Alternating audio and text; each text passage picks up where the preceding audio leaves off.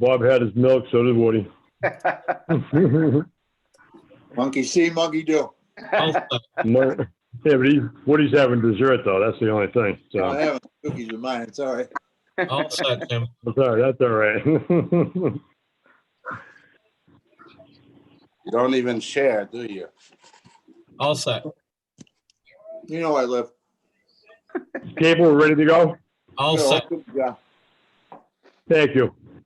So, gentlemen, I'm going to open tonight's meeting. This is the Town of Dayton. I'm sorry. Good evening. This is the Town of Dayton Planning Board regular meeting, public hearing held remotely on Wednesday, August 19th, 2020 at 6 p.m. Due to the increasing concerns surrounding the COVID-19 pandemic, this meeting, public hearing, will be held remotely with no physical meeting location. Those seeking to provide public input should do so using the methods listed below. Video and audio of the meeting will be aired on Comcast Local TV 9 at a later date.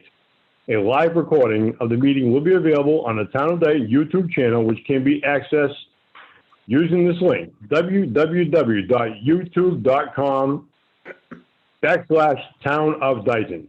The public input phone line during the meeting, you can call 508-669-6431, extension 114, and leave a voicemail if necessary. The public input email before or during the meeting can be found at Dayton-mass.gov. Again, that is Dayton-mass.gov. Use this email subject line, public meeting, hearing June 17th, 2020, public input, and include your name and address for the record. With that being said, I'm going to call the meeting to order. And at this time, if everyone would please join me in the Pledge of Allegiance. I pledge allegiance to the flag of the United States of America and to the republic for which it stands, one nation, under God, indivisible, with liberty, justice for all. Thank you. Gentlemen, at this time, gentlemen, I am going to entertain a motion to confirm the next meeting date of September 16th, 2020 at 6 p.m. Again, that is the next meeting date of September 16th, 2020 at 6 p.m. I'll make that motion. Second. Motion's been made. Do I hear a second? Second. Motion's been made by Mr. Boner and seconded by Mr. Woods. Gentlemen, by roll. Mr. Boner. Aye, but I will not be in attendance. Thank you. Mr. Figueredo. Aye. Mr. Woods. Aye. Mr. Ryan. Aye. Thank you, gentlemen. Again, just a reminder that September 16, 2020 at 6 p.m. and Mr. Boner will not be available. Going to move on to item number 4, which is business. Under 4A, review, discuss, and act on a Form A application of Antone Roderick, 1695 William Street, map 16, lot 23-1. Mr. Barrowby. Yep. Can you hear me? You have, yes, Okay. We can hear you fine. You have the floor, sir. Okay, like you said, it's map 16, lot 23-1, 1695 William Street. The parcel is located on the east side of William Street, just south of the intersection of Wellington. Tony Roderick's bought this parcel. We broke out lot 1727, which had the house on it. He is now building a new house on 1695, which is this parcel. What he would like to do is break out a Form A lot from that, because once he finishes it, he wants to sell that parcel. So the parcel that we're proposing to create has 175 feet of frontage on William Street. It contains 35,160 square feet of land. All of it is contiguous upland. There's also a paper street, which doesn't come into play on this parcel, but it's Brook Street. If you bring Brook Street all the way up, which is where I live on Brook, all the way up from Pine Street. This is where it would eventually meet up with William Street. We're identifying the lot that he wants to break out as parcel 1. Parcel 2 will be the remaining land. It will only have 60.92 feet of frontage on William Street, and it will have 619,541 plus or minus square feet of land. On that parcel, I put down not buildable under current zoning regulations because it will lack frontage. He might have plans for that in the future, but nothing that we've talked about right now. Other than that, I think that's it. The house that was there, we did the as-built foundation. It does conform to the existing setback lines and the new proposed setback line. Okay. I was going to ask you that, Bob. Members, do you have any questions of Mr. Barrowby?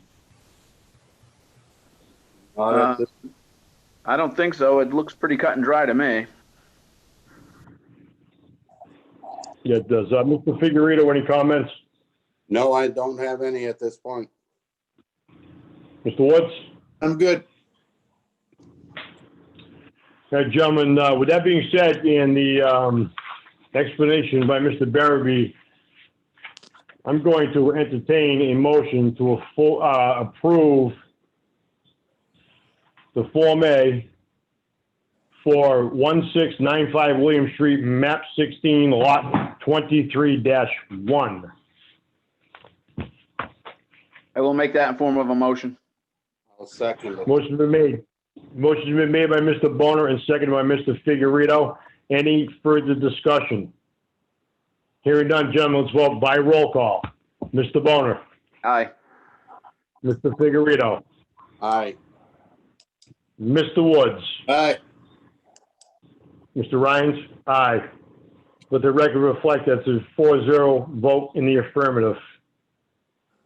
Mr. Barrowby, as always, the board likes to thank you for your time, and I'd like to thank you, Bob, also for being so, I should say, the way your plans are made up, Bob, they're really clear cut to the point. And I've seen a lot of plans that have been a lot of times misconstrued. So these are really good set of plans. I like these. Thank you. Appreciate Very to the point. So, Thank all right, Mr. Barrowby, Mr. Roderick should be all set going forward, sir. You, of course, the situation, you'll need to get in touch with our office manager and to complete the rest of the paperwork. Yeah, whenever it's ready, Kerry, you can just call our office whenever it's signed and we'll come pick it up. Thank you. Thank you, Mr. Barrowby. Thank you. Thanks, Bob. Have a great evening. You too.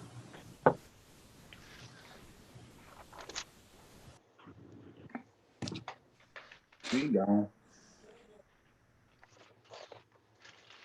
All right, so at this time, I'm going to entertain a motion to continue the public hearing for Michael Rodriguez for a modification of an existing special permit at 0 Smith Street, map 14, lot 16-2A. Mr. Diablo, you have the floor, sir. Thank you, and good evening, members of the board. Daniel Diabru. I'm with Brennan Recupero. My office is at 1 Church Green in Taunton, and joining me tonight is Mike Rodriguez. This is a continuation. As you'll recall, we're seeking a special permit. I do need to point out that no permit has issued in this case at either location. So, and I do think it should have under the rules, under the bylaws of the board, but it hasn't. So we are looking for the special permit. As you'll recall from our discussion last time, Mr. Rodriguez was seeking to locate the house in a location different from the 100 by 100 foot possible building area that was shown on the A&R plan, and that still would be his preference. He feels that just aesthetically, if the houses are staggered a little bit, it would be preferable to two houses, that are identical distances from the street and right next door to each other. I did get a sense from the board that perhaps that wasn't something the board was going to entertain. Well, I would hope the board would entertain it, but a sense that perhaps that wasn't something the board was going to approve. And I would like to mention, as an aside, and although it's not really relevant to the issue before the board, that there was a public comment by means of a letter last time to the effect that Mr. Rodericks had thrown rocks through windows of his own equipment that he has on the property, and he straight up denies that and says that's not true. And I think it was an unfortunate comment that was made and really isn't relevant to the issue before the board, but I did want to address that. Be that as it may, again, the A&R plan was approved by the board, and I suggest that in doing it, so the board has already essentially made the findings in terms of a special permit should issue that the use of the property as a single family residence on the retreat lot that's already been created is in harmony with the general purpose and intent of the bylaws, subject to specific provisions set forth therein. And again, I'd ask the board to consider allowing Mr. Rodericks to build the house forward of the 100 by 100 foot area shown on the A&R plan. But if not, we did obtain, and it wasn't until late this afternoon, but we did obtain from the engineer Brad Fitzgerald an updated plan that shows the house in the existing potential buildable lot area, and it does address the concerns or the issues that were listed as open in the letter from the board's own consulting engineer, and that he noted that in a cover letter, and there is a revised plan. So I'm happy to take any questions from the board or address any concerns the board has, but whether it's at the preferred position closer to the street or in accordance with the plan drawn by Mr. Fitzgerald, either way, I would suggest that the legal standard has been met, and I would ask that the board grant the special permit. And again, if there's any questions on that, I'm happy to answer them, because I think under the bylaws, it's presumed that by this point, the special permit would have issued, but that hasn't happened. It doesn't exist. It hasn't been recorded. So we would be asking for that to happen. Thank you. Thank you, Attorney Diabro. Mr. Bonner, do you have any questions of Attorney Diabro? If you would like to give me a moment, I can do a share screen of the picture of the new proposed plan that was shared with me after a couple minutes before the meeting started. Yes, Mrs. Easley, that'd be great if you would, please. So, and hopefully it'll give me the option to zoom.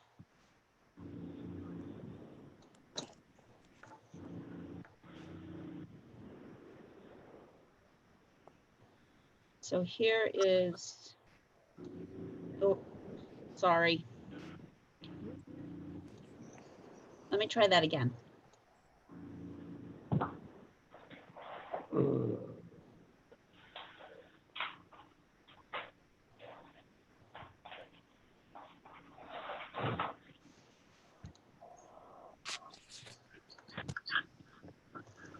So.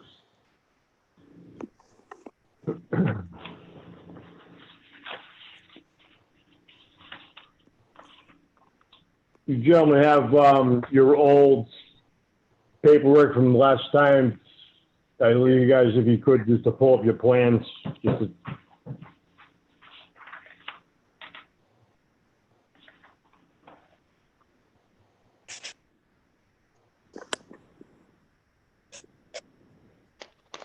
you need me to zoom in or zoom out, just let me know. Thanks, Josh.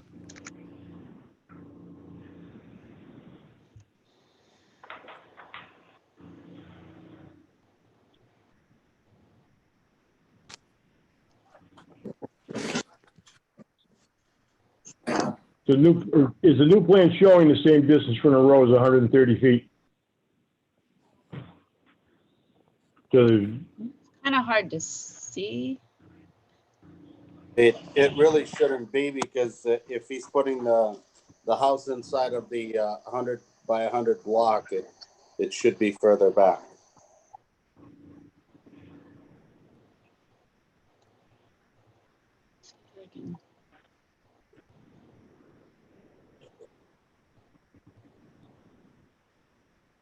Here's the house.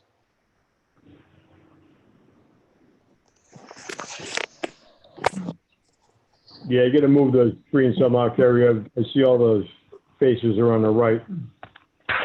You want me to Might be getting- zoom? You want me to Yeah, zoom it's out getting- again? Yeah, if you could, please. Is that better? I'm not showing any effect on my screen here.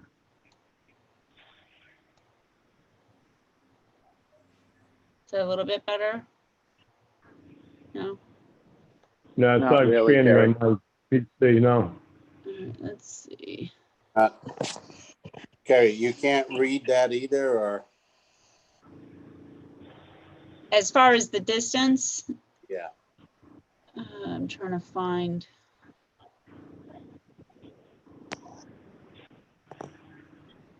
No, I don't know that it matters that much at this point because if the house is located in the 100 by 100, which is what we were talking about, last meeting, Mm-hmm. I think that should be okay if that is the reason why it was drawn that way. Correct.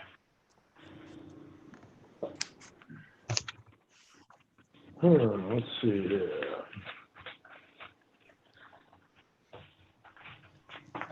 I think one point of reference, if it's the north boundary line, looks like it goes back 170 feet, and then it starts to get a little bit wider.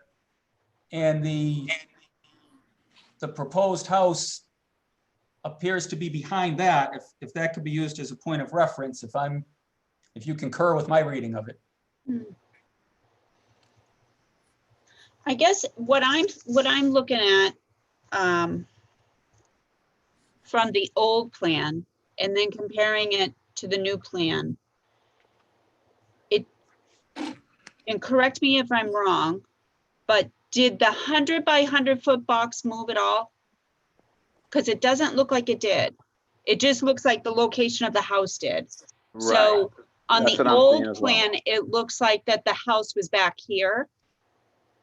Yeah, And- the old plan, the house was 139 feet, and he moved the new plan is, I think, 100.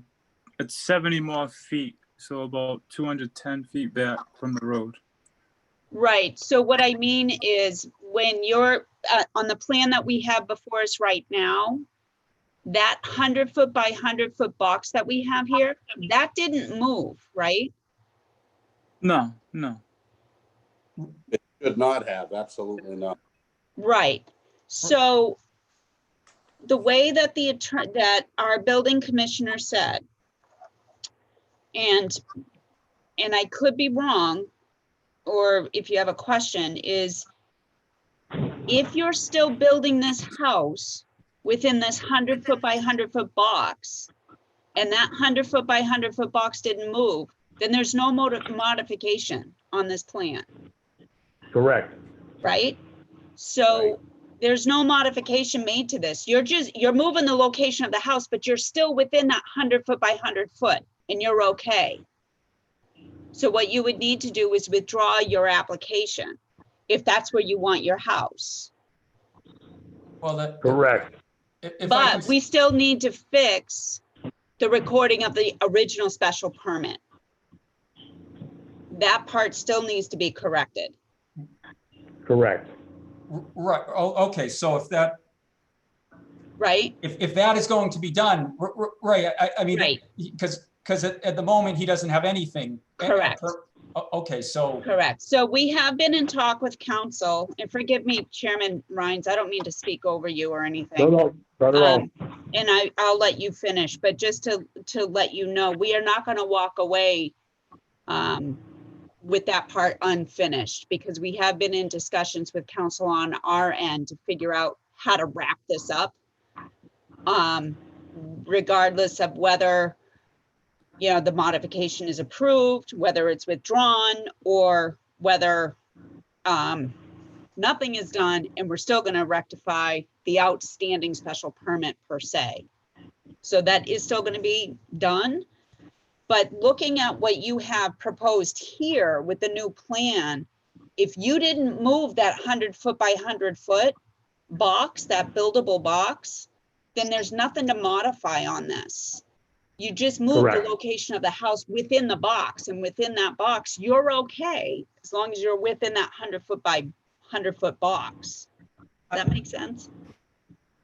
to me, is that Yes, it address? does. Yes, that makes perfect sense. On that part, To me, again, this plan was drawn because after the last meeting, again, it was my sense that perhaps there wasn't the, you know, it wasn't going to be the will of the board to move the house forward. So we, yeah, you know, in consultation with Mr. Fitzgerald, had this plan drawn as an alternative, because we knew that we needed a special permit one way or the other. If you're telling me, I guess I wasn't privy to that information before, that there's a movement afoot to put a special permit in place based on the existing A&R plan. Am I understanding that right? well, well, the A&R plan, yeah, well, what we were trying to do was trying to figure out how do we solve the outstanding, basically trying to close out that special permit, right? And I think we had discussed that a little bit towards the end, and maybe it had gotten lost during the discussions at the end, was there was a motion made at the end of the meeting that we seek discussions and a resolution with our council to figure out how we can at least close the books on the original special permit. And that's what we wanted to do, so that at least everything in the book. So like you said, the concern was when you do a title search or anything, there was an application for the special permit, and there was the recorded plan, and there was the recorded deed, but there was no recording of the decision and the findings and the Right. decision of the special permit. Correct. But yet Correct. the plan reflected it was there. So the board had determined to make that decision by going to town council and finding out how we could fix that. So that's Okay, what we've been in Correct. discussion with since that time to fix that. Well, and just to maybe fill in Yeah. some more of that painting from Mr. Roderick's perspective, you know, when he sought, he had been in the process of prepared to get a building permit, and had been in discussions with, I believe he had been to Board of Health and Conservation. I believe he had spoken to the fire department. And then when he attempted to get a building permit, there was They all signed off on it. I'm sorry? They all signed off on the paperwork. They all signed off on the paperwork. Yeah. When it came time to get a building permit, that's when the issue came up, as far as whether or Of the not he could build a block. house in his preferred location closer to the street. And I think that's when it was uncovered, an opinion was sought from town council about that aspect of it. And I think that's when town council uncovered the fact that, well, it really doesn't matter here or there, because there's no special permit at all. So that's what prompted me on his behalf to pursue the special permit. Again, he has his preference, but if that's not possible at the other place. So in terms of this pending application, I mean, if that's something that the board intends to rectify in the near future, perhaps we could just put this on hold. I mean, I guess I'd hate to withdraw it until we had the other special permit in hand, and if that was satisfactory to Mr. Rodericks, then we could withdraw the petition at that point. If the board is, if that's in accord with the will of the board, I guess I would, if I could inquire, is there a time frame in place for the issuance of that initial special permit, as it were? So, Mr. Rhines, do you want to speak on this? Do you want to take from here, or do you want me to continue, or? You can continue for now, but I'm going to comment soon. I'll let you know. This is Easter Day. So, The initial was, I guess it would I guess it's twofold. One is the determination of the building of the house, of what the applicant is going to do. Is he going to move forward with what's before us right now? Yeah, I prefer the original plan because the houses would be staggered, but it doesn't matter to me. That's why I had the engineer put the house in the buildable box, like I said, I prefer a little bit closer. So all the houses are staggered. This way I'm not right on the side of the lot to the south of me. Right. If that makes Okay. sense. But I don't at this point, I don't, I'll move it back. I don't mind moving it back, to that Okay. box. And so it's up to Now- you guys, basically, okay. Mr. Diablo, Attorney Diablo, you have a few, excuse me, you have a few choices to make in this. Is that you could withdraw your request, okay, and then it would be up to us, the board, to decide if we want to allow to have you withdraw with or without prejudice, since the public hearing is still open right now. So that's one of your options. Excuse me. We could also vote to deny, and then that denial would just dispose of the modification and would leave the town to fall back on the existing record as it is. Or the board could vote to issue a decision to deny the modification, but reaffirming and restating its approval of the 2018 proposal. Now, the board could then draft a decision that both denies the modification requested, but also grants or regrants a special permit allowing and conditional relief approved in 2018. Now, under the option of the board, if we were to do that, we would have the full decision setting forth the conditions of the approval. Now, that would get filed with the town clerk, and which would be the decision on record. Now, it would be up to the applicant if you wanted just to go further and to have that recorded. That would be up to you. And then that would close the special permit, the original special permit, correct? Correct. So- Correct me if I'm wrong. So you're saying I need to close the original special permit, the original plan? Well, I'm just Modification, so your original modification. so I think what I'm hearing in terms of the petition that is presently before the board, I think he would ask to modify that if the board will permit it to a special permit in accord with the plan that is dated as of yesterday with the home located within the 100 by 100 foot area. And and that can be granted, you know, with all the conditions that were in the original A&R plan. And I mean, it seems to me if that is done, that would also resolve the issue, you know, that Ms. Easterday referred to earlier, that it wasn't done before. So that might be a win-win. I think the only issue with that is you can move the house within that 100 foot by 100 foot box area. So there's no modification made. Do you know what I mean? No,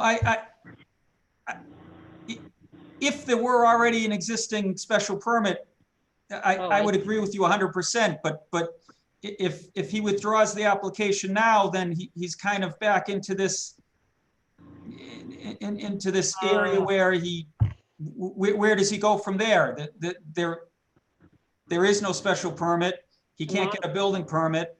And I guess I'm not sure when the board would rectify that. So if that can be rectified by means of allowing this petition not in what he had suggested was his preferred location, but allowing this petition, you know, in accord with the original A&R plan so that the house is within the box, I think that might serve to benefit Mr. Rodericks, and at least with respect to this lot, the board wouldn't have to revisit that again. And if that needs, and again, if you wanted to consult with your own counsel about that, you know, we could hold off, or that could be done tonight. That's my only concern.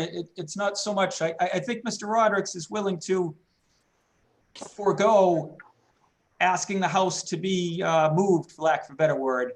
Yeah. I think what is preferred is the certainty that there is a special permit, you know, as there probably should have been prior to all of this. I see what you mean.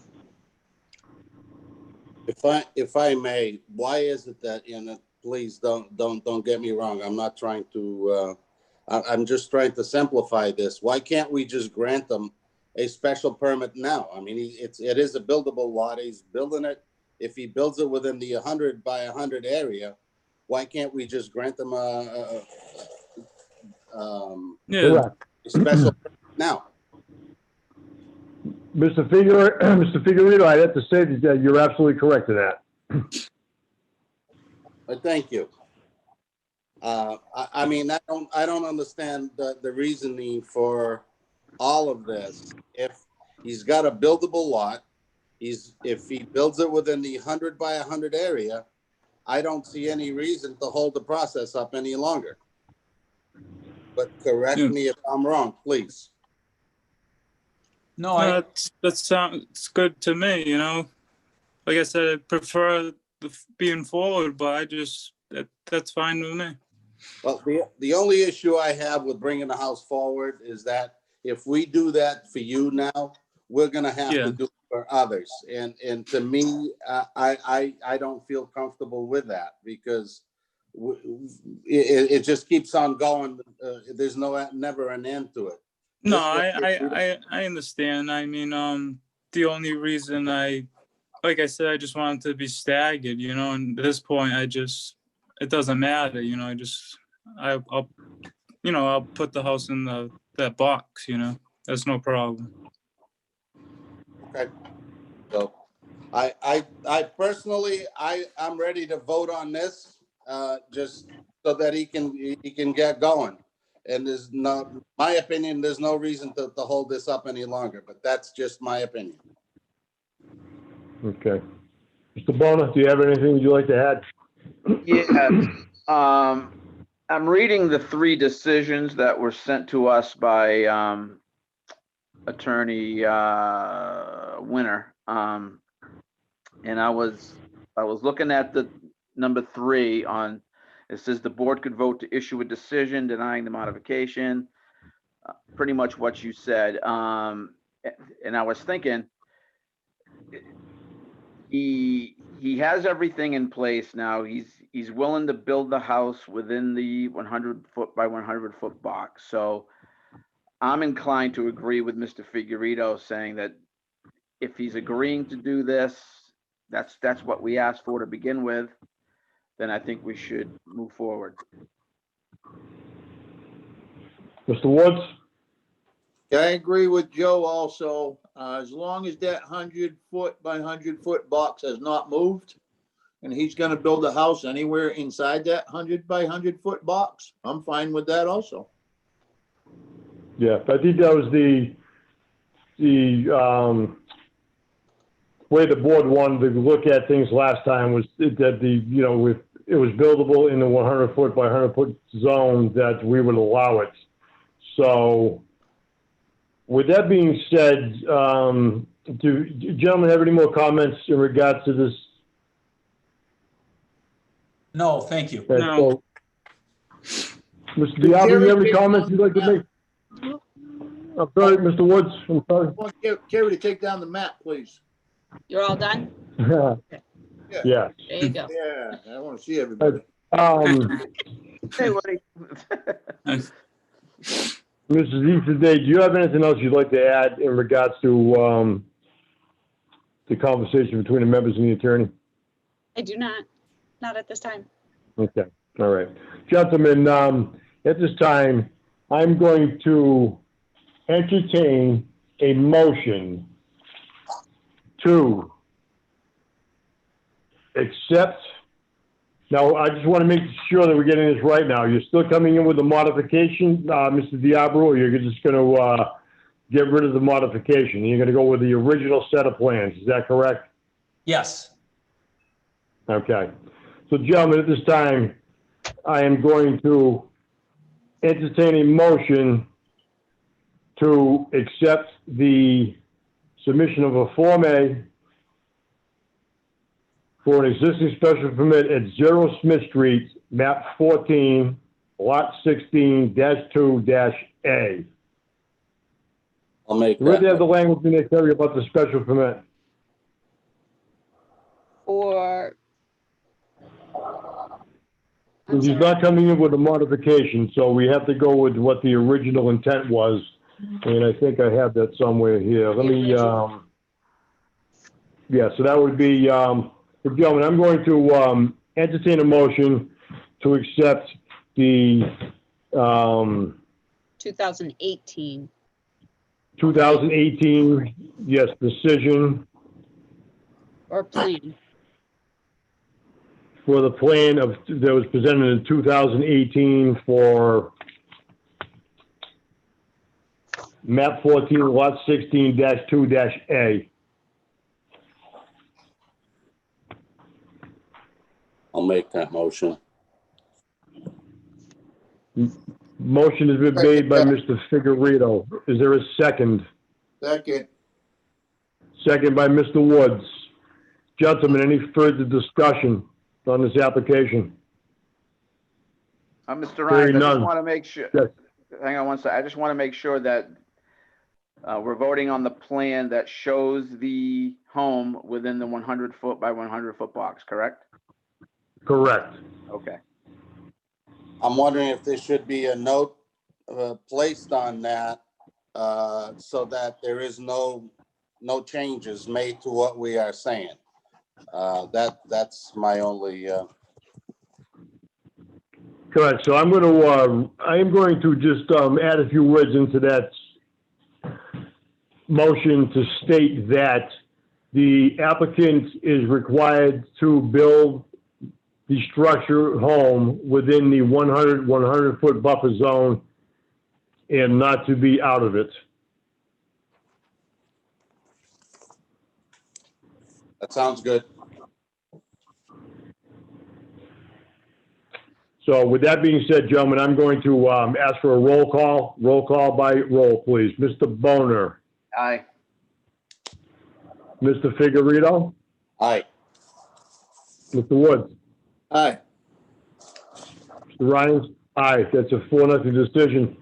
Mr. Rodericks, Mr. Diablo, we thank you very much for your time, and I'm glad that we could come to some sort of final decision on this for everyone.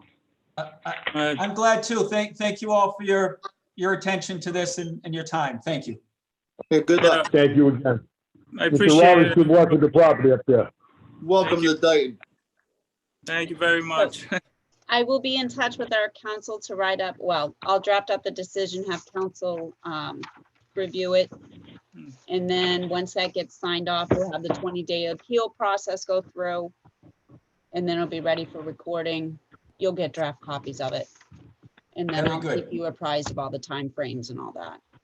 Very well. Thank you, Carrie. You've been You're great. welcome. You helped me a lot. You're you. welcome. All right. Good luck. Gentlemen, at this time, I'm going to entertain a motion to close the public hearing for Mr. Michael Rodericks for a Form A plan for 0 Smith Street, map 14, lot 16-2-A. So move. Second. Motion been made by Mr. Woods and seconded by Mr. Boner. Gentlemen, by roll, if you would, please. Mr. Boner, Aye. Mr. Figueredo, Aye. Mr. Woods, Aye. Mr. Rhines, aye. With that being said, the public hearing is now closed. Thank you again, Mr. Diablo, Mr. Rodericks. So you guys stay well and have your family stay safe, please. Okay. Same Thank to you. you. Thank you. Appreciate it. Thank you. Have Thank a you. good night. Thank you. Bye-bye.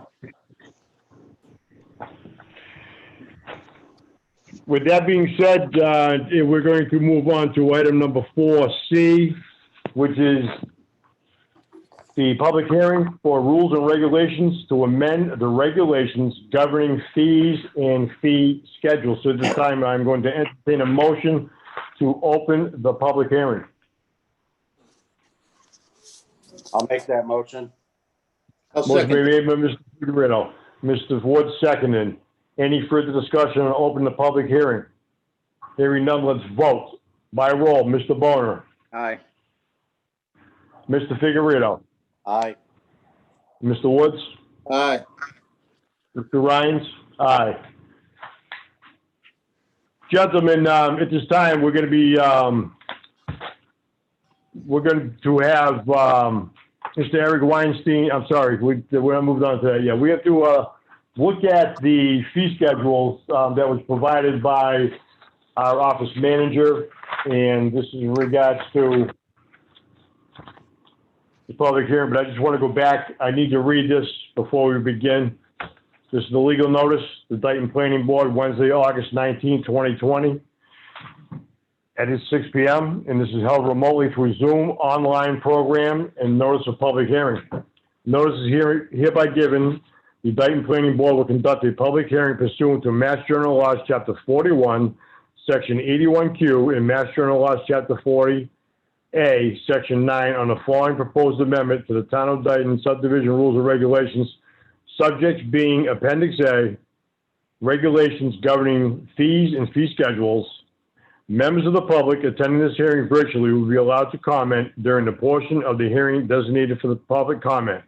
To receive a copy of the amendments or to obtain instructions for participating in the hearing should contact the planning board at 508-669-6431, extension 114, or by email at keasterday@dayton-mass.gov. Again, that is keasterday@dayton-mass.gov, or visit the website at https://www.dayton-mass.gov/government/planning board. So gentlemen, with that being said, the public hearing is now open for the fee schedules. Now, everyone received this package from our office manager, and I've looked at it extensively today, and you're going to see that quite a bit of the fees are going to go up in regards to project review, for preliminary and for project review for definitive or initial plans. So our fees have not been changed in quite a few years, and we need to come up to date with what's being charged out there. Now, a lot of these fees would go into 53G accounts and et cetera, that type of thing. So we just want to make sure that, Kerry, is anybody on from our engineers? No, we didn't ask them to attend. They just provided their input, which I can do a share screen again if you'd like on that. If you would, please. Sure. Oh.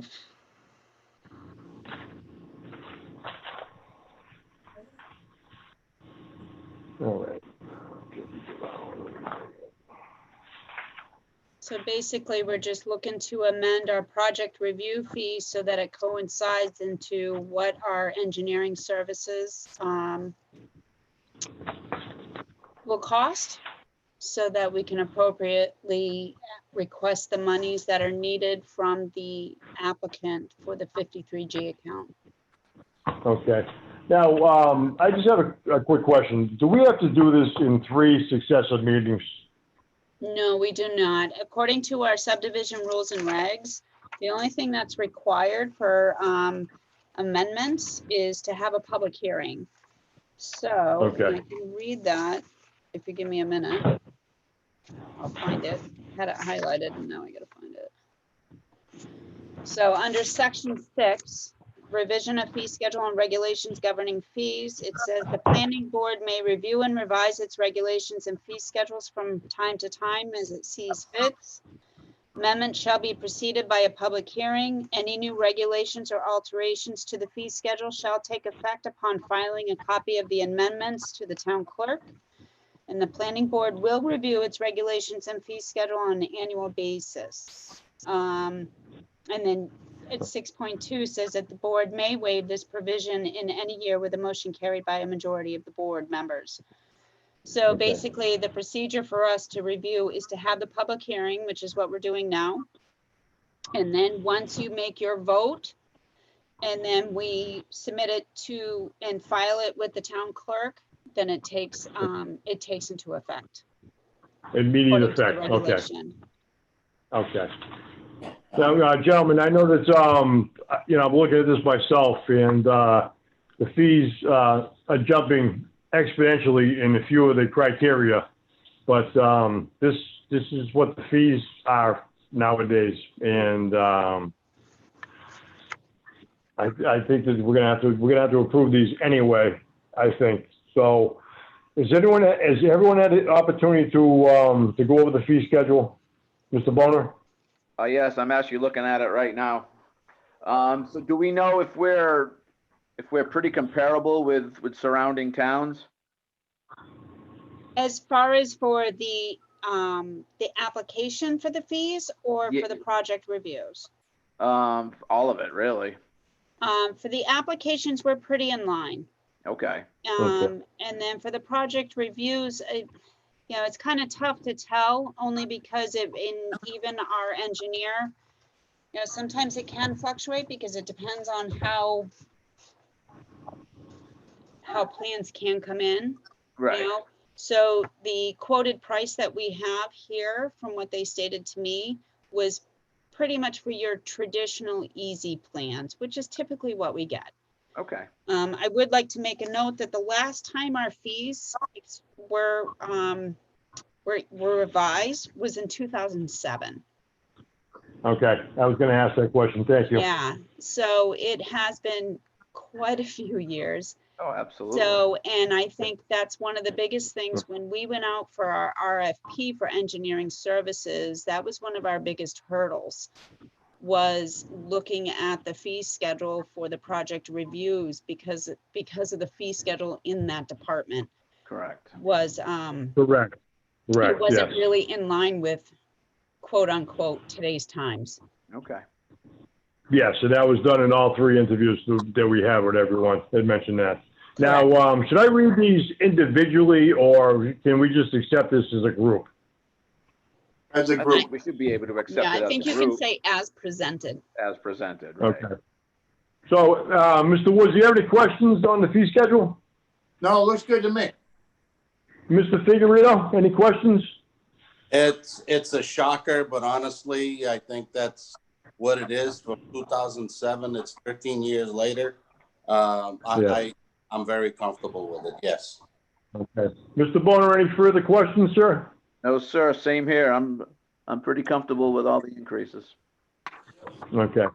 So, gentlemen, at this time, I'm going to entertain a motion to amend our regulations and governing fees and fee schedules as presented by our office manager. I'll make that motion. I will second. Motion been made. It is motion been made by Mr. Figueroa, second by Mr. Bonner. Any further discussion on the fee schedule? Hearing none, let's vote. All in favor, say aye. Aye. I'm sorry, by roll, sir, gentlemen, by roll. I'm sorry, gentlemen, by roll. Mr. Bonner, Aye. Mr. Woods, Aye. Mr. Figueredo, Aye. Mr. Rhines, aye. Mr. Zisi, that's a 4-0 votes on the acceptance of the amendment to the fee schedules. Thank you, gentlemen. With that being said, we are going to move on to, You need a motion to close the public hearing. I'm sorry, thank you for reminding me. Gentlemen, at this time, I will entertain a motion to close the public hearing for the rules and regulations to amend the regulations governing fees and fee schedules. I will So make moved. the motion to close the public hearing. I'll second Motion that. made by Mr. Bonner, seconded by Mr. Woods. Any further discussion on closing the public hearing? Hearing none, let's vote by roll. Mr. Bonner, Aye. Mr. Figueredo, Aye. Mr. Woods, Aye. Mr. Ryan's aye. Let the record reflect that it was a 4-0 votes. Thank you, gentlemen. We're going to move on to item 4B, which is the preliminary discussion with Eric Weinstein of Borrego Solar Systems Incorporated, RE Potential Solar Project. Mr. Weinstein, how are you, sir? I'm doing well. How are you guys doing? Thanks for having us out here. Absolutely.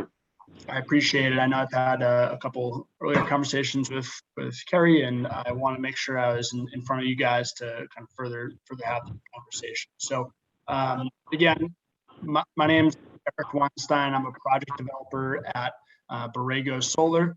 Also on the line is Dean Smith. Dean is our senior civil engineer at Borrego.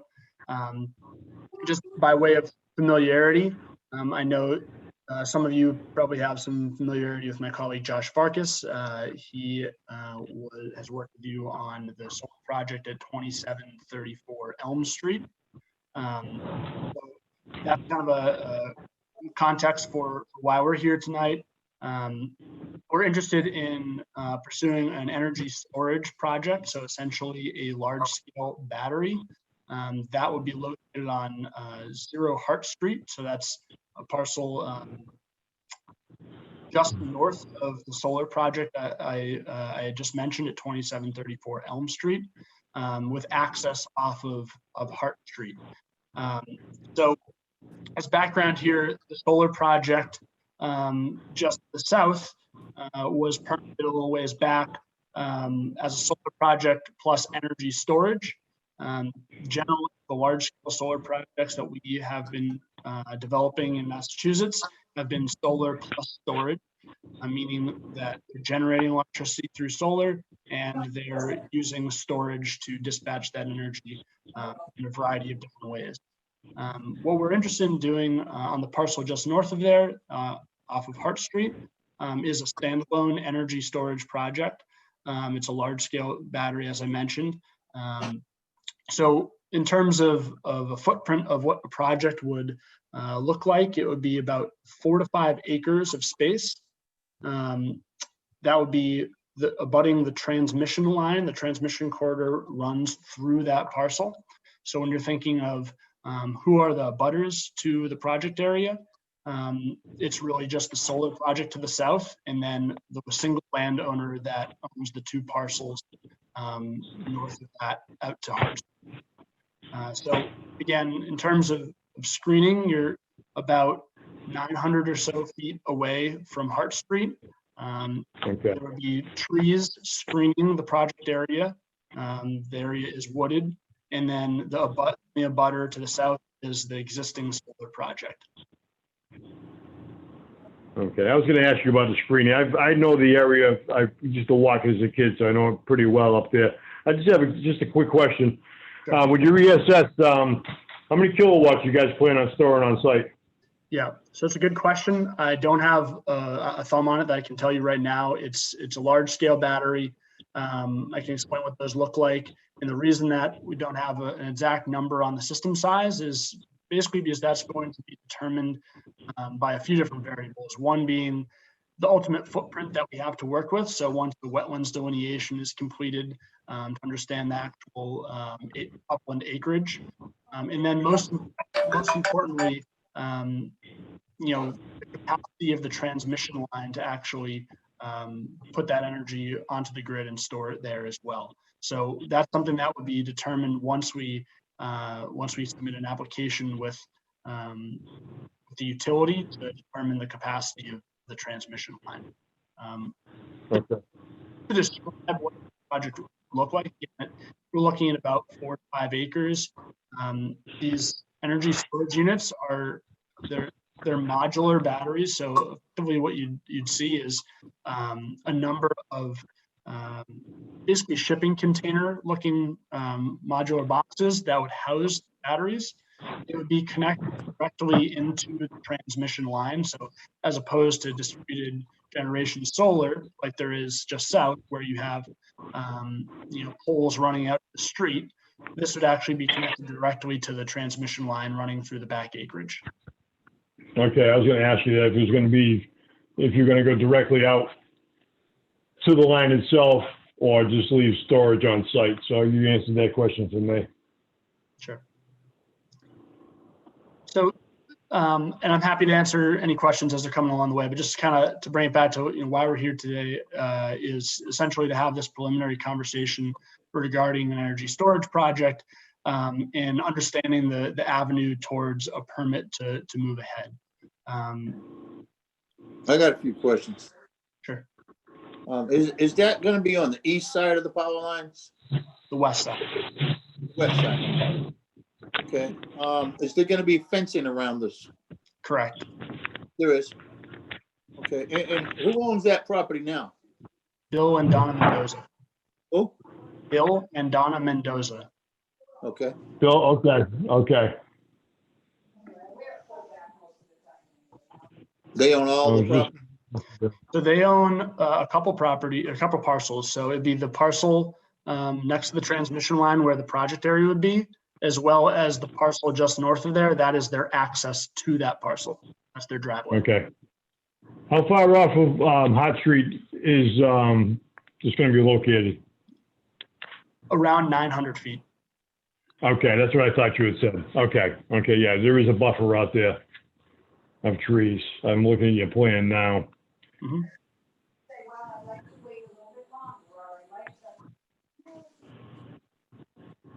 Now, it would be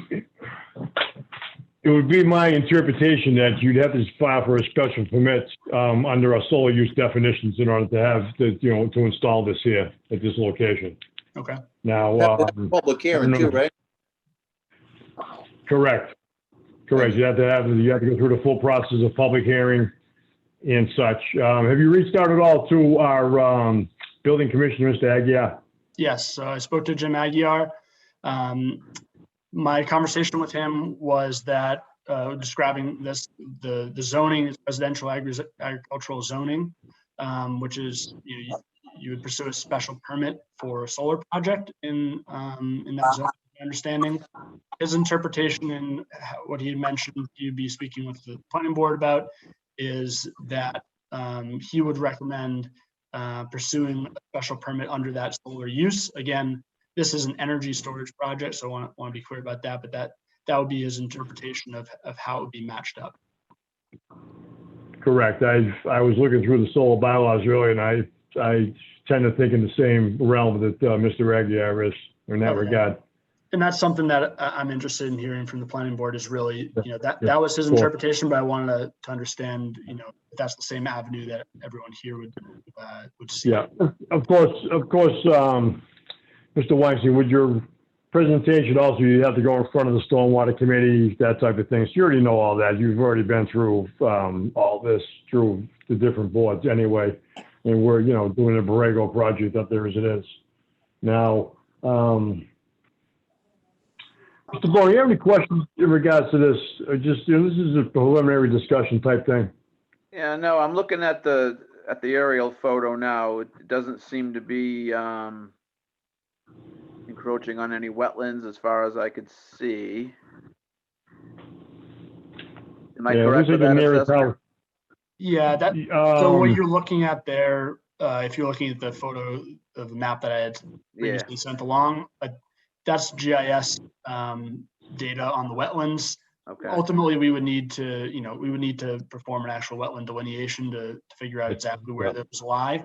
It may be not exactly accurate with that green splotch you see there. Okay. Okay. That's all I have. Yeah, 'cause I know what you're referring to, Bob, is the buffer zones with the wetland, within the wetlands delineation and everything. So, Mr. Figueredo, I saw you flash up. You have a question, sir? Yes, I was just wondering, how many of these shipping containers will be going into that? Do you have any idea at this point? Yeah, it relates to the system size question that was asked earlier. I don't have a specific number yet. That's going to be determined by the capacity of the transmission lines and the actual footprint available after wetlands delineation is done. What I can say is that it won't be one or two. It will likely be somewhere more towards the range of like 15 or so.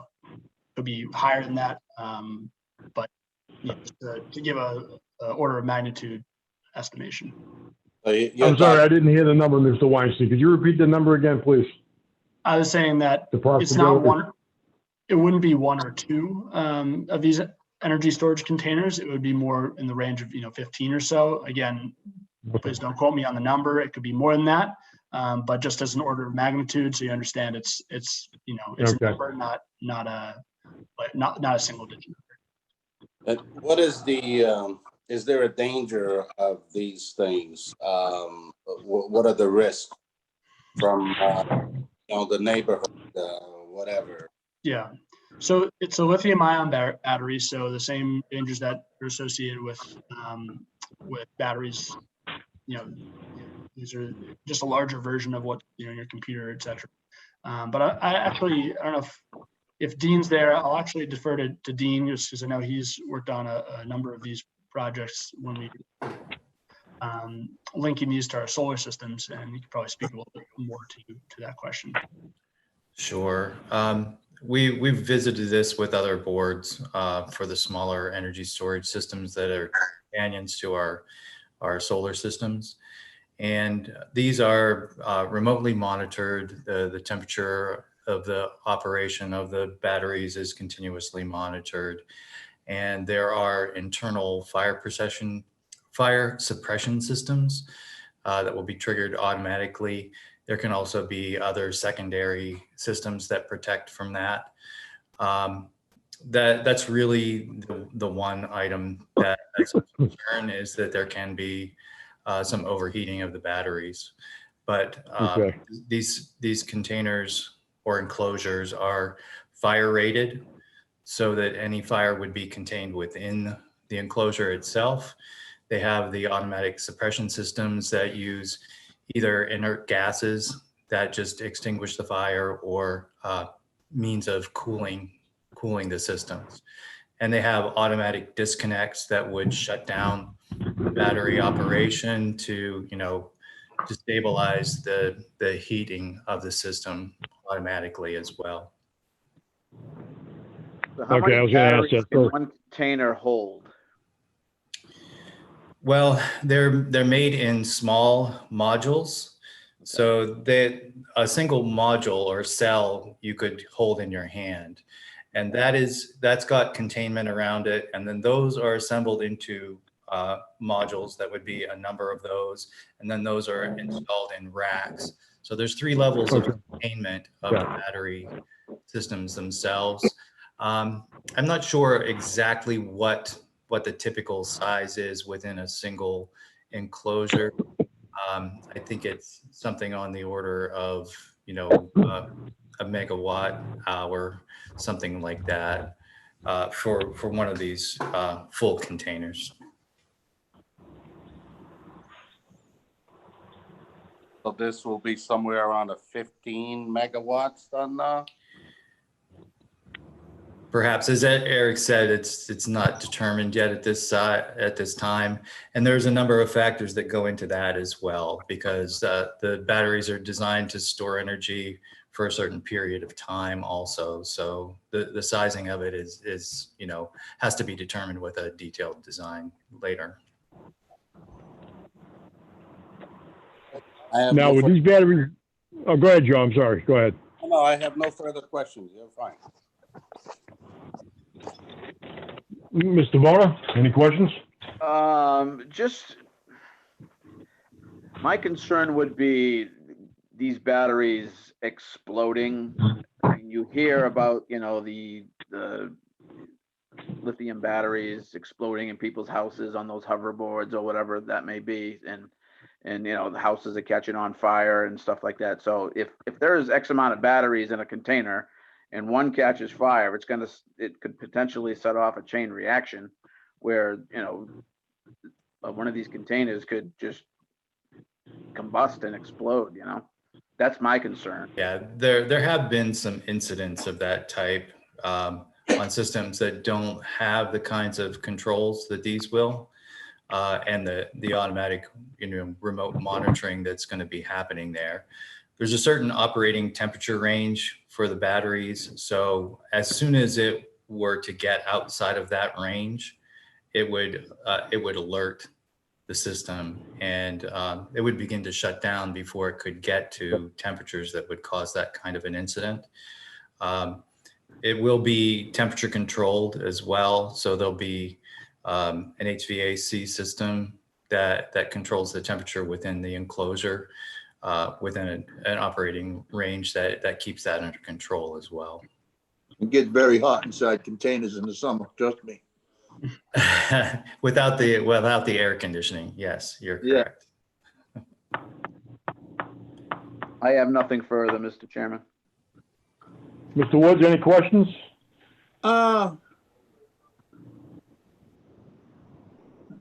Where are you getting this power to store from? From the 2 solar fields that are already there? So the way that these batteries would work is they're connected into the transmission system. So the transmission corridor that's running through the back acreage, and essentially they're charged off of the grid. So it's renewable energy, and the way I think about it is basically you're charging the batteries at times of low demand. But who are you working for? Who are you working for? Are you working for the people that own the solar farm or the grid? Yeah, so Borrego, we developed the solar project. We'd be developing this project as well. The actual electricity is from the Massachusetts electrical grid. That's how the batteries would be charged, and they would be dispatched back onto the grid at times of higher demand. So is the reason for this that the grid is not buying all the power from the solar field, so they need you to store it? So the reason for it, it's called the Clean Peak Standard Program, essentially. What's happening is, if you're able to store energy on these batteries during times of low demand, and you're able to dispatch it at times of high demand, what you're doing is you're avoiding the need to ask other generators, that would be a gas peaker plant or other types of generation. You're avoiding asking that type of generation to add electricity to the grid. That's the idea. Okay, so you're basically working for the same company that put in the solar farm. Yes, we're the same company. Same company. Yes. Same company. So just something tells me that they can't sell all their power at certain times of the year, so they want to store it. Am I right? So it's actually, it's a different program that we would be working with in Massachusetts. So the way that, you're compensated for solar. Is it, you know something? Let me interrupt. Dayton is becoming solar city, okay? Mhm. To me, solar farms are no different than fracking. Okay, they're taking up our countryside. They're disturbing the wildlife. And they're popping up all over our little town like we're an easy target. And then we have more solar companies coming to us. And obviously, there's already enough power out there if you have to store it. So, where are these solar companies going with all this, other than taking up huge footprints in our town? That's my concern. So solar is a piece of the mix of the energy on the grid. So, the idea in Massachusetts is to build off of that and add more renewable sources of electricity as opposed to gas generated electricity or other resources that generate the electricity.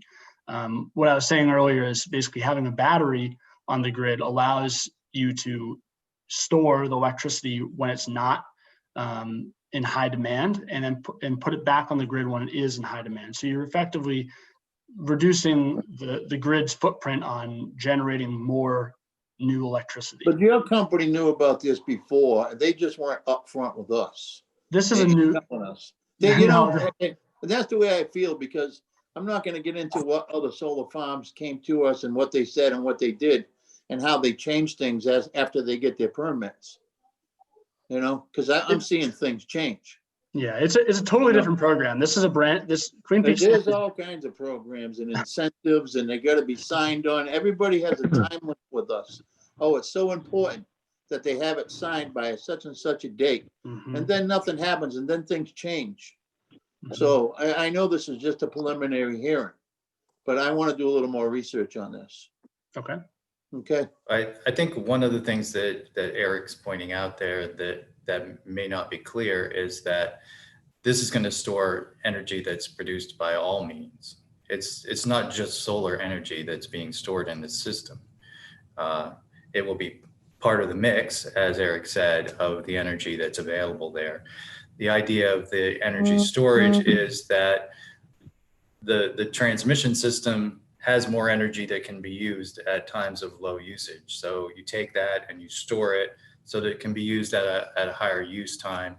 And you don't have to build a new coal-fired plant or a new nuclear plant or any other types of energy producing facilities. I have just a quick question. Are there any of these located in the state of Massachusetts, and if so, where? Yeah, so like I mentioned, it's a brand new program, the Clean Peak Standard. So these large scale battery projects are something new that we're developing a portfolio of. You'll start to see these pop up across Massachusetts in the coming couple of years as part of that. We do, as Dina mentioned earlier, we have some of these smaller scale batteries attached to our solar projects, our large scale solar projects across the state. So we are familiar with building these batteries. It's just as a standalone type. These are the first projects that will be built as part of this program. Okay. There are a few small standalone energy storage projects that just have a single or a few containers, but those are similar to the PV systems that attach to the distribution system rather than the transmission system. These larger facilities are something that's just come into being with the state. Okay, so I'm, what I'm getting out of this basically is that whomever the energy provider is that wants to, you're going to store the energy for whomever it may be in that grid. I could just go onto the list. And basically, you're just a substation that's going to call for power when power is needed if there's a call for power on the grid. Am I saying that correctly? Sorry. Can you repeat that once more? Yeah. So what I'm saying is that basically this is an external power source for Nat Grid or whoever is putting power onto the transmission line. So basically you're acting as a small substation that would call for power when power is needed to go back onto the grid. Basically, I don't know if substation would be the right term to use there, but that's right. When the grid needs more power, they could call upon this as a generator. It's not a generator, storage. It's like a big oil tank out there. When you need oil, you go get it. And this just happens to be electricity. Same thing, Yeah, that's, right? It's just Okay. like a storage tank for electricity. I'm good with all this until we go formal. yeah, Mr. Boner, any other comments or questions? No, I just, I kind of concur with Woody here. I wanted to get more information because it doesn't seem like there's much of this happening in the state right now, and I don't want to have Dayton become a guinea pig for this type of storage. And you know, it sounds like to me that there are risks involved with the batteries heating up and potential explosions and et cetera. So I would definitely like to do some more research on this. Mr. Figueredo, any further questions? No, not at this point. Gentlemen, if you guys, gentlemen, have anything further to add before we wrap this up? Sure. Thanks for having us here again. I think, you know, it sounds like you want to do a little bit more research into where this program's coming from, and you know that certainly makes sense. Again, it's the Queen Peak program. It's going to be something that you're going to start seeing these large-scale standalone battery projects across the state. It's an initiative by the state of Massachusetts to provide clean energy for peak electricity days in the year. So it's something that's definitely going to be moving forward. Obviously, we've got more experience doing that than anyone else in the state. So again, yeah, thanks for taking the time here. And just as kind of a final question here, again, in terms of permitting avenue, that would go through the special permitting process under the line item of the solar. Is that correct? Correct. You're correct in stating that. Okay. Now, again, my question again, sorry, Mr. Weiss, just again, my quick question is that has there been any of these installed anywhere right now in the state? If so, where? Yeah, so we have a few under development in different stages. Not these transmission connected systems, but you know, smaller scale as Dean mentioned. I know we have one under development at UMass in Amherst. We've got, let's see. UMass Amherst is really pushing solar energy, ain't they? I mean, Yeah, they hit us with another There's a lot one. of, there is a lot of solar at the school now, yeah. Right. So The they last now they solar have, company that came to us came through UMass Amherst with their agricultural program. sure. Yep. Yeah. So we've got a battery project that's in development there. We have a battery project in development in Acton Boxborough. But again, this is a bit different in the scale of it. And the reason being that this is the new Queen Peak program. If we wanted to get it, you know, to do research on this, do you have any suggestions as to the best place to get the information from? What are you most interested in understanding? Maybe I can direct it from there. I'm just trying to look for something to go look a website or something like that to actually do as much research on it as possible. Okay. I don't have an answer for you right off my fingertips here, but I'm happy to follow up and can certainly provide some guidance and look. Okay, I well, would appreciate that as well. if you could just let Mrs. Easterday maybe send her an email with any information that you might be able to help us out with. Okay, I can do that. Thank you. Mr. Figueredo, you beat me to the punch. I was just gonna ask the same thing. All right. No, said. Any members have any other thing they'd like to ask, Mr. Weinstein or Mr. Smith this evening before we, have them move on? Have a Sir, good night, gentlemen. Thank you. Gentlemen, I'd like to thank you, you both for, coming on, and meeting with us tonight in Zoom with the Town of Dayton Planning Board. And, if you could send any information that, the members have asked, please send it along to our, office manager, Mrs. Easterday. Sounds like a plan. Thank you all. Yeah, thank you for your Thank time you this very evening. much. Thank you. Have a great evening. Thank you. Good night. Bye-bye.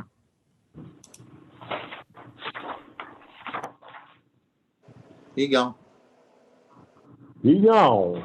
Gentlemen, we're going to move on to item number 4E, which is the Stormwater Committee Representative Liaison. Now, I need to read a few things here. You guys just bear with me. This was a email from Mrs. Goulat, who is on the Stormwater Committee. And I'll just be brief. It was a follow-up to a phone conversation that she had with me. It was about Mr. Pires being the representative from the planning board. He is no longer on the planning board, so we need to know if the planning board is going to recommend someone else to serve on the Stormwater Committee, or if Mr. Pires will be recommended as the liaison from the planning board who will serve with the Stormwater Committee. Well, at this time, after conferring with the town administrator, she feels that it would be best course of action for us to not appoint Mr. Pires as a planning board member, seeing that his duties are so in full and in flux, that I'm going to entertain a motion, gentlemen, to to vote to have the chairman, Mr. Rhines, be the representative from the Town of Dayton Planning Board to the Town of Dayton Stormwater Committee. I will make that in form of a motion. I will second that gladly. Motion has been made by Mr. Boner and seconded by Mr. Figueredo. I'll give you my Any blessing. further comment, gentlemen? Those are long All right, meetings. hearing none. I know, all the meetings, huh? Hearing no further comment, let's take it to a vote. By roll call, gentlemen, please. Mr. Boner, Aye. Mr. Figueredo, Aye. Mr. Woods. Aye. I do accept the appointments to the Stormwater Committee, and I'm going to vote in favor of aye. That's a 4-0 vote. Thank you, gentlemen. We are going to move on to item number, letter number 4, letter number F. And this is the Serped resignation/appointment. And this is from Planning Board member, Mr. Joseph Figueredo. This is dated 18th of August of 2020. It says, "Dear Planning Board members, please be advised that I hereby resign as the Serped Commissioner effective immediately. Sorry for the inconvenience. Planning Board member Joseph Figueredo." So at this time, gentlemen, I'm going to entertain a motion to accept the resignation letter of Mr. Figueredo from the Serped Commissioner position. I will make a motion to accept the resignation of Joseph Figueredo as Serped Commission Representative. Motion been made, seconded by Mr. Woods. Any further discussion? Hearing none, let's vote by roll. Mr. Boner, Aye. Mr. Wood, Aye.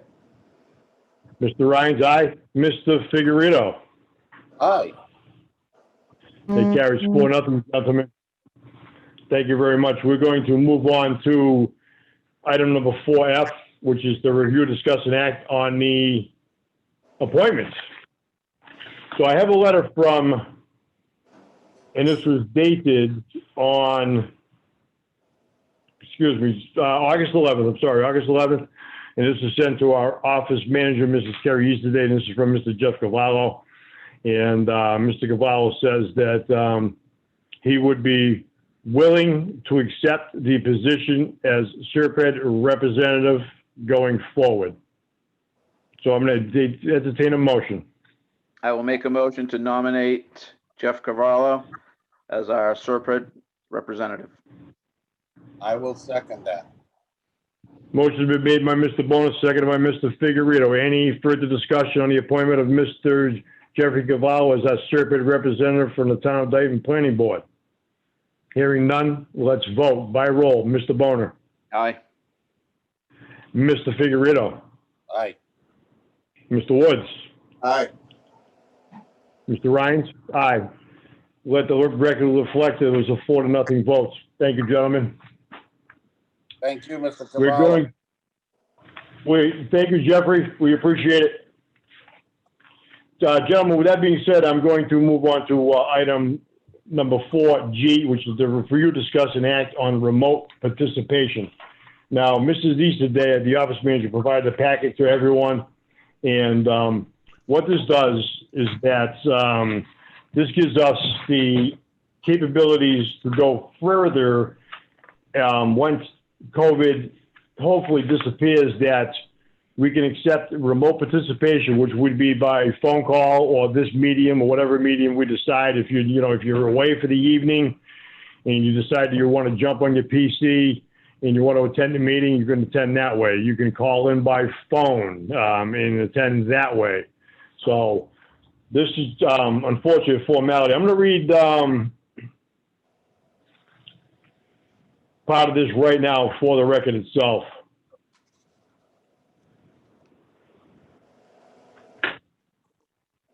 I don't know where that came in. So the top half is just something different. Okay, this is through the Attorney General's regulations of, excuse me, 940 Code of Massachusetts Regulations 29.10 is to permit remote participation in certain circumstances. However, the Attorney General strongly encourages members of the public bodies to physically attend meetings whenever possible. Members of public bodies have a responsibility to ensure that remote participation in meetings is not used in any way that would defeat the purpose of the open meeting law, namely promoting transparency with regard to deliberations and decisions on which public policy is based.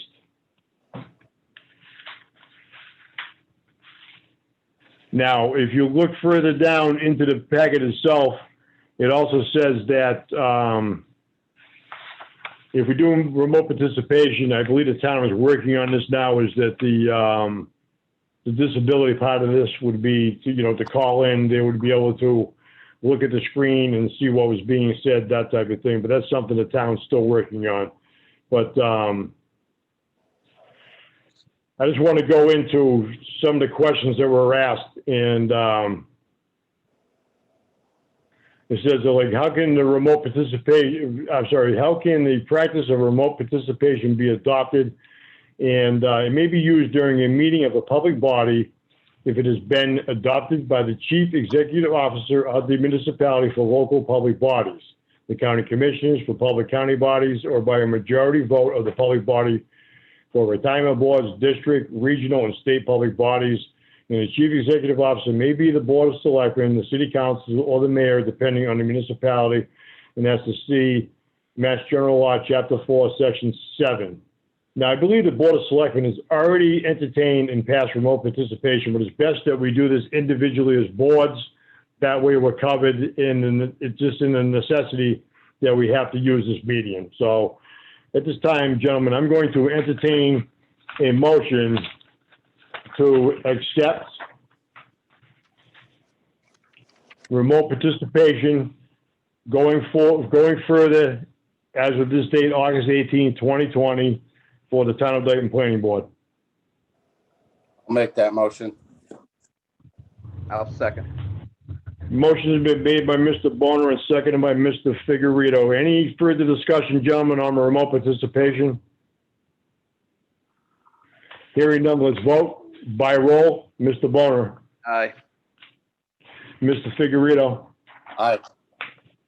Mr. Woods. Aye. Mr. Rhines, aye. Let the record reflect that is a 4-0 vote. Thank you, gentlemen. Going forward, we will be using remote participation after this COVID situation, if it ever decides to leave us. So Should be gone We'll right see. after Election Day. that's what the rumor has it. So the rumor has that. So gentlemen, at this time, I'm going to move on to item number 5, which would be I want to entertain a motion to approve the meeting minutes of the July 15th, 2020 meeting. So moved. Motion been made. Do I hear a second? Motion been made by Mr. Bonus, seconded by Mr. Figurito. Any further discussion on the approval of the meeting minutes of July 15th of 2020? Hearing none, let's vote. By roll, Mr. Boner, Aye. Mr. Figurito, Aye. Mr. Woods, Aye. Mr. Rhines? Aye. Mrs. Easter, do we have any correspondence for this month? We do not at this time.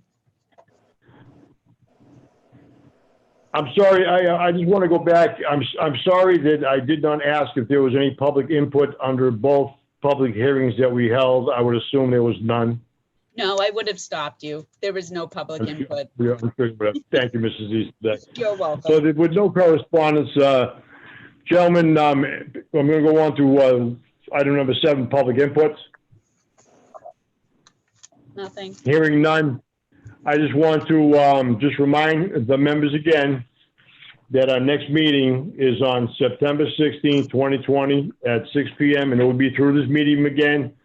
Our office manager will put the package together between now and the next meeting. We have a full set of agenda for next month, so It's be little ready. at this time.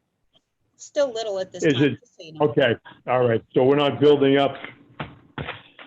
Well, not- So gentlemen, at this time, I'm sorry, Mrs. Easterday, finish your thoughts.